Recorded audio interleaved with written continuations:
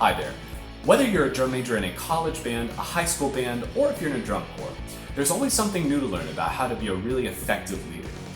Here I want to shed some light on the inner workings of some really successful programs and also get the scoop on how their drum majors operate. I also want to share my approach to different mace and baton techniques for any of you out there who are looking to up your skills in that area. In this first video, I'm going to break down what I believe is a fundamental skill for all mace users to have, which is prop and drop spins. And you'll see that with just a few simple techniques, there are literally dozens of routines that you can come up with on your own.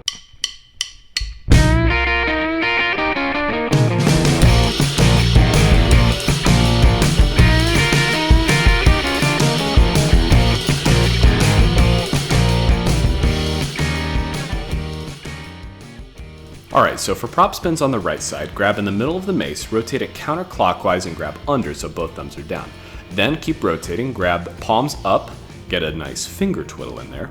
Continue rotating, and each time you grab the mace, it should be straight up and down. Try and do it a little bit better than I'm doing right now. After you have this down, start connecting the movements so it becomes more fluid. You can see here in this close-up that it's really more of a wrist action. There's a little bit of residual motion in my elbows and upper arms, but I'm leaving it mostly to the rotation of my wrists to get the mace around.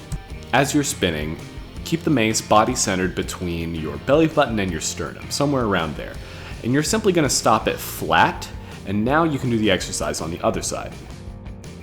Any fundamental skill that we do on the left should be a mirror image of what we've done on the right. Our goal is to be somewhat ambidextrous when it comes to these different techniques.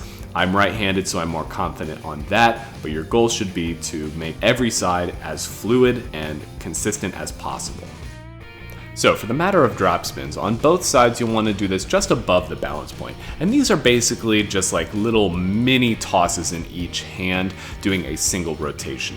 This is a color guard technique, so if you've ever spun a rifle before and done drop spins, it is exactly the same.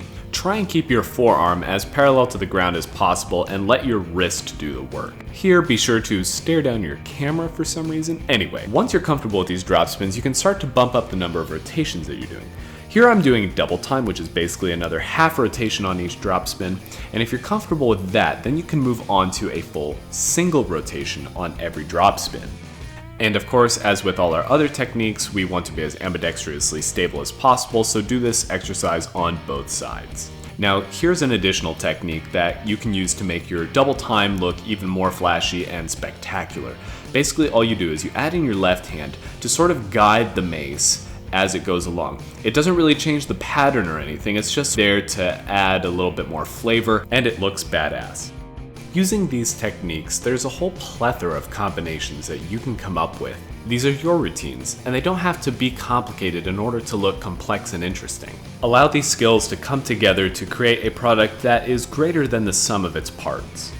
Thank you so much for watching this video. If you enjoyed it, or if you have any questions, please let me know down below in the comments. You can also find a link in the video's description to my website, augiemerbeck.com, for more tips and tricks on mace technique as well as other content. Until next time, happy spinning.